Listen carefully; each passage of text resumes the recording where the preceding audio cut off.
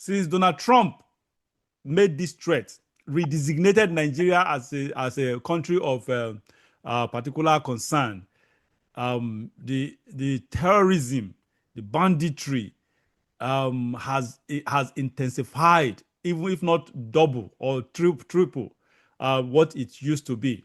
I don't know why you gave a kind of an opinion on that, why it is like going that way in our previous episode, but I'm trying to really understand why these people think, the people that are doing this think it is wise for them to intensify instead of going below the radar, just going underground and keeping quiet for some time.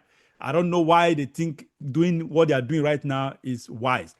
But let me play this video. We'll come back to continue. No group should ever be persecuted for practicing their religion, like I recently stated on social media. And we don't have to share the same beliefs in order for us to respect each other. We're way beyond thinking or expecting or assuming for, the person sitting next to you to have the exact same beliefs. We're beyond that. That's ridiculous. But that shouldn't make one person feel less safe than anyone in any room. Music has taken me around the globe. I have seen how people, no matter their language, culture, or religion, come alive when they hear a song that touches their soul.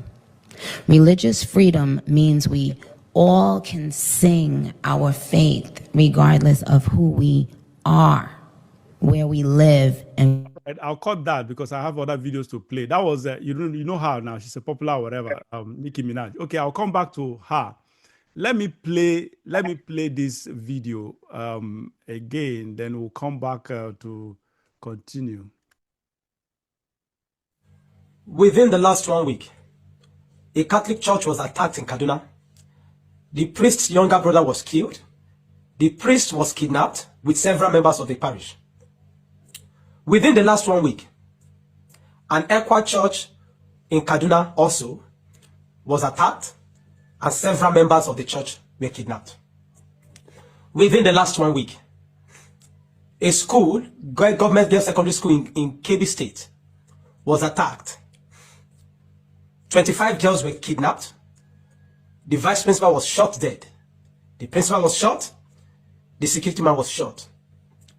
Within the last 1 week, an army general, a general in the army, was killed like a chicken. A general that has gone through courses that, do you know how long he has struggled, he has worked to get to the level, the resources and all, and he was killed like a chicken within the last 1 week. Within the last 1 week, communities in Benue State were attacked. Several people killed. And then yesterday night, I got to see the video of a CAC church in Oruku, Kwara State, where the people were attacked in the church while worshiping. Attacked in the church while worshiping within the last 1 week. President Tinubu, you have failed. You have failed Nigerians. You have failed Nigerians. Now, within the last 1 week, I think I'll add, because that video was about 2 or 3 days ago. Yesterday or day before yesterday, we had what happened in Niger State as well. I think that's the latest one. Yes. So that's another addition to the last 1 week. You can imagine what has happened. Now, the global community, Nicki Minaj. Okay, let's start with Nicki Minaj. Nicki Minaj, I praised her courage. Look, I don't know if you understand what it means for a public figure who is in entertainment business to actually come out and take side with one part of the society. I don't know if you know the implication. Nicki Minaj is, I think he has he's the highest something in the world, either the highest recording artist or thereabout in the world. I can't play, but I know she has one record of that is highest. I can't remember, either recording artist or thereabout, or recording rapper or whatever. She's one of the, so she's overwhelmingly popular among her fans, among her people, her followers. are Christians, Muslims, pagans, traditionalists. They are all manner of people. So for someone like her to come out and begin to side with, to speak against something that is a sentimental, something that is so sensitive as this, it means that she's taking a risk. She's taking a risk to alienate a part of her followers, a part of her fans. So that is why this, naturally, I don't like celebrities. I don't follow them. I don't know much about them. I only hear their name. But since she started this advocacy against genocide, against Christian, advocacy for genocide against Christian, I just decided to really take interest in her, and I got attracted to her because I understand this risk she is taking. For her, someone like that, to do this, that means she's so sincere. She's convinced about it. She's sincere about it. It is not an inducement. No one induced her, because Nicki Minaj is not only popular, she's rich, and besides, alienating a part of her popularity, a part of her followership or fans, it's not good for business for her. So for her to come out and categorically be on the side that she is right now, advocating against Christian genocide in Nigeria and globally, it means that she's genuine about it, she's sincere about it, she's truthful about it. So she's convinced that of what she's really, really convinced of what she's doing. Barrister, what's your take on that? Then we'll come back, because I want to play another video of someone who criticized a media figure who criticized her and dismissed her, whatever. Look, remember, this is a topic that even Nigerian celebrities are avoiding. Nobody, you see, everybody, all of them are quiet about it. They don't want to talk about it. People are shying away. Public figures, celebrities, especially entertainment celebrities, they are shying away from this. These are Nigerians that this thing affects as Nigerians. But they are concerned. They are more concerned about their popularity, their fans, their fan base. They are more concerned about their income, their resources. But here we have an American, Nicki Minaj, for God's sake, who is taking the bull by the horn courageously. Yet we have a media personality, a high-level media personality, coming to criticize her and just I don't know, called her a name that it's not. It's just. I'll play the video anyway. But before then, what can you say about, what's your thoughts on Nicki Minaj's advocacy or involvement in it? Sorry? I say it's definitely an act of courage for her to come out in the public to lend her voice to what is happening in Nigeria. And the pain that some of us feel is that when you hear people outside, thousands of kilometers from Nigeria, trying to lend their voice and their support, and you hear our people in Nigeria. Honestly. Believe me, yesterday, our own governor in Benue came out to say that there's no genocide. We are coming to that. It's a different topic. That's another annoying thing. We'll come to that. Something that when I heard it, I had headache throughout. And then when you mentioned it, remember when you mentioned Bianca Ojukwu? Yes, Ojukwu, yeah. I was going to say that we rate politics above everything in Nigeria because he is part of the government. Yes. So no matter what happens, you don't want to be seen to be taking a position that the government does not take. That is what the same thing with our governor, for God's sake. For him to come out, why can't he keep quiet? He is even better to keep quiet than to come out and open his mouth and say the kind of thing. When far away, thousands of kilometers, people are agitated, lending their voice, trying to mobilize to help our people back home in Nigeria. You are here sabotaging and making all the unsavory comments, giving ammunition to the enemies. They say, okay, even the person that they look at. So it is so embarrassing. But what she did is courageous and is commendable. because she has not taken account of her followers that she will lose as a result of, and the financial benefit, the financial this thing that she will lose as a result of the position she has taken. That is bravery. That's an act of courage. Yeah.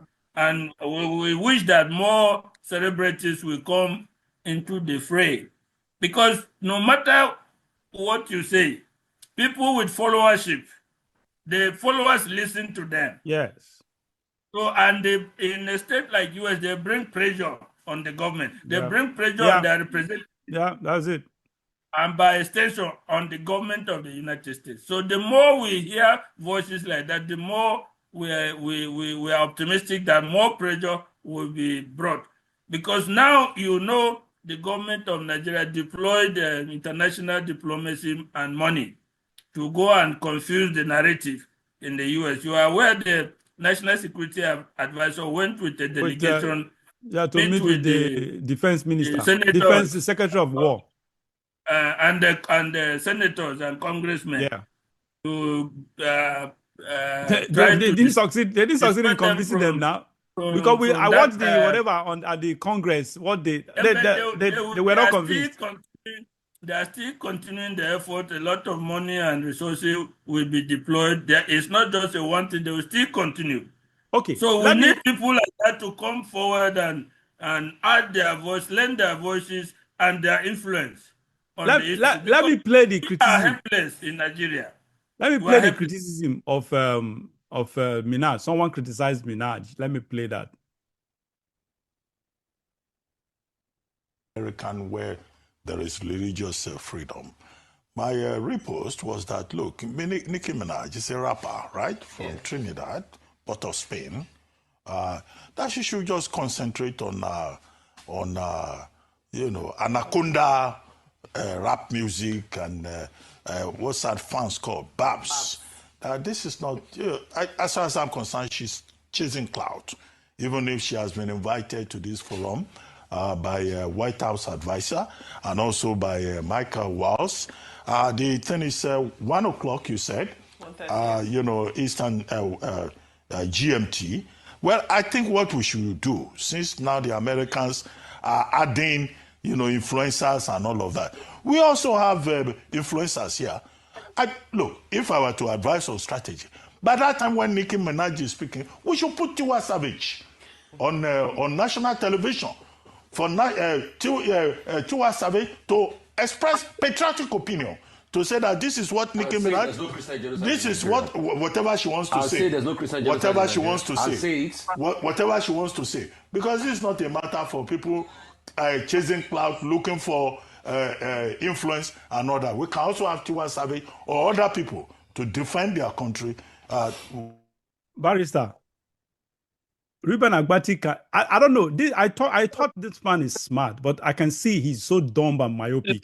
Sometimes if you are not careful, you will get so annoyed that you can imagine. You can imagine. What? I'm glad.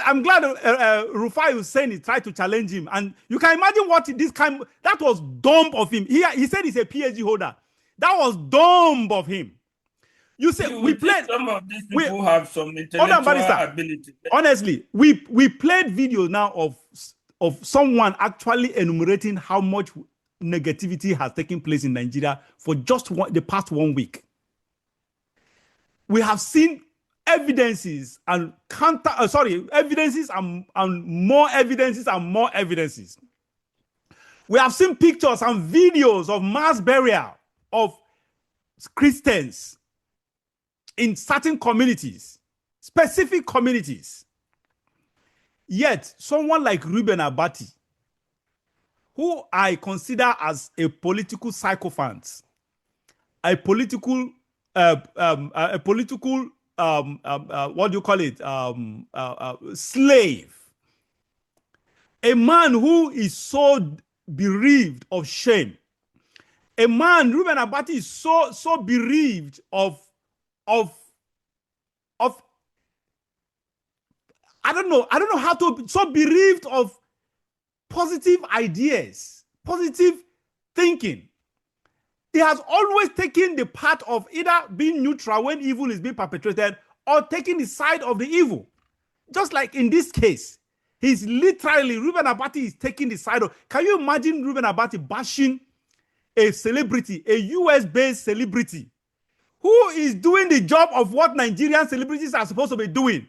Instead of Reuben Abati to actually commend her, he is actually bashing her and saying that that Nicki Minaj is actually chasing cloud. That man, Reuben Abati, should be so ashamed of himself. He should be, I don't even know why they are airing that. That guy is so, I don't even know why Arise News is still retaining. Anyway, I can understand because they want other opinions or whatever for monetary reasons. But Reuben Abati is a poison to our political climate, our political environment. When these people speak like that, you have to understand that something else is behind the scenes. Because it doesn't make sense when you say Nicki Minaj is coming to chase cloud. Cloud, honestly. This is a woman, she is far, far high up there. What cloud honestly will she chase at the United Nations? She will lose money. Rather, she will have negative consequences. That is it. It will be negative.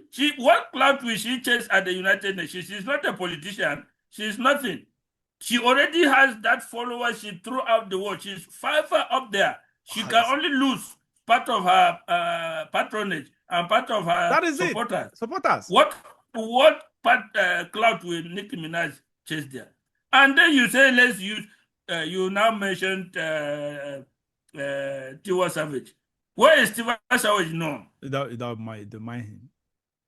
He's an unknown artist. Maybe in Nigeria, yes, to a certain extent.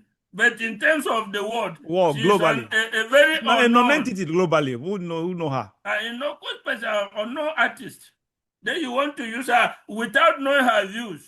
What if she come and corroborate what Nicki Minaj said? I said that was a dumb suggestion. As if you already know that she's against the narrative. When they ask you, say whatever narrative she has. So what if she come and now corroborate what Nicki Minaj has said? Then your narrative, your own this thing that you are against Nicki Minaj, where will it go? That is senseless kind of talk that people, you reach a level where those kind of talk should not come out of your mouth. Except you have received bribe or you have been compromised. Of course, he has been compromised. That's just it. There's nothing to take that kind of position. What do you expect? You saw the birthday he celebrated his birthday. Which day himself? I saw the who is who. All those any sense in it at all. Establishment politicians were all there. What do you expect? All these journalists or whatever they get, you see them. How much are they paying them? That you see them living in affluence, in luxury. You think that is their salary? Of course, it is not. They are all money. They are all proceeds from inducements, political inducements, to change, to talk, to change the narrative. That is exactly what Reuben Abati. That man is a corrupt. I remember. I've never liked him. Look, I've known Reuben Abati from the time we was with Guardian newspaper. I've never. That man's opinion has always been.